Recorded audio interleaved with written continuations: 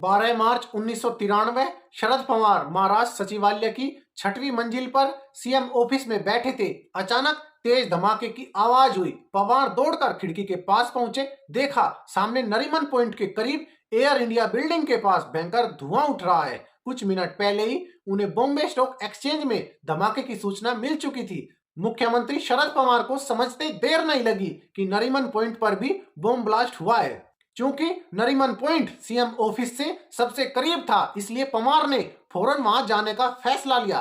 पर Mumbai police commissioner ने उन्हें वहां जाने से रोक दिया। यह सब चल ही रहा था कि अचानक मुंबई में अलग अलग जगहों पर बॉम्ब ब्लास्ट की खबर आने लगी। शरद पवार ने राजकमल प्रकाशन से प्रकाशित अपनी आत्मकथा अपनी शर्तों पर जमीनी हकीकत से सत्ता के गलियारों तक में 1993 के बॉम्ब ब्लास्ट पर विस्तार से लिखा है। बॉम्ब धमाकों से मैं 6 दिन पहले महाराष्ट्र के मुख्यमंत्री की कुर्सी संभालने वाले पवार लिखते हैं कि एक के बाद एक बॉम्ब ब्लास्ट के बाद पता लगा कि धमाके में आरडीएक्स का इस्तेमाल हुआ था। शरद पवार लिखते हैं, मैंने फौरन मुंबई और आसपास के इलाकों में उन लोगों से संपर्क किया जिनके पास आरडीएक्स का लाइसेंस था। मैंने पूछा कि क्या उनकी फैक्ट्री वगैरह से आरडीएक्स चोरी या गायब तो नहीं हुआ है। सबने इनकार कर दिया। पवार लिखते हैं कि आतंकवादियों ने मुंबई में धमाके के लिए 12 जगहों को बहुत सावधानी से चुना था। सभी जगह हिंदू बहुल इलाके में थी। उनकी साजिश दंगा फैलाने की थी।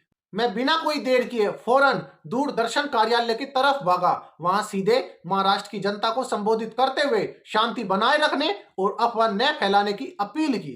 पवार लिखते हैं कि मुंबई को जलाने की तैयारी कर ली गई थी। दंगा भड़कता तो रोकना मुश्किल था। मैंने एक ट्रिक आजमाई। धमाके के बाद एक मुस्लिम बहुल्य इलाके में चला गया। इसके पीछे मकसद यह था कि ऐसा मैसेज जाए धमाके के पीछे कोई धार्मिक एंगल नहीं है, और काफी हद तक अपने मकसद में कामयाब भी रहा।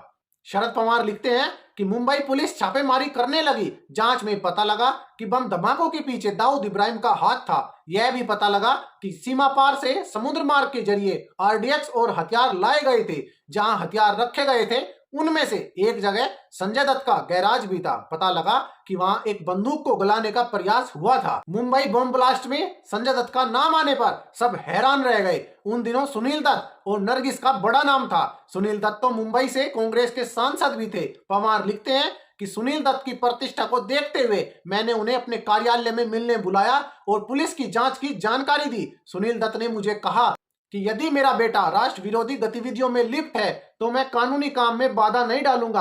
आप अपना काम करिए, उसे दंड दीजिए। उस वक्त संजय दत्त देश से बाहर थे। उनके पिता ने उनको फौरन वापस बुलाया। अप्रैल 1993 में मुंबई पुलिस ने संजय दत्त को हवाई अड्डे से गिरफ्तार कर लिया। पवार लिखते हैं कि कुछ दिन बाद सुनील दत्त दोबारा मेरे पास आए। उन्होंने मुझसे गुजारिश की कि क्या मैं अपने बेटे के केस में कुछ मदद कर सकता हूं, क्या थोड़ी डील दे सकता हूं। आगे पवार लिखते हैं कि मैंने सुनील दत्त को विस्तार से सारी बात बताई। कहा कि संजय दत्त के खिलाफ तमाम सबूत मौजूद है, मैं कोई मदद नहीं कर सकता। इसके बाद सुनील दत्त दुखी मन से मुंह लटकाकर मेरे कार्यालय से चले गए। मुझे अफसोस भी हुआ, लेकिन मैं कुछ नहीं कर सकता था। अब आप सभी इसके बारे में क्या विचार रखते हैं तो कमेंट सेक्शन आप सभी के लिए खुला है। वीडियो को लाइक कीजिए और चैनल को सब्सक्राइब जरूर कीजिए।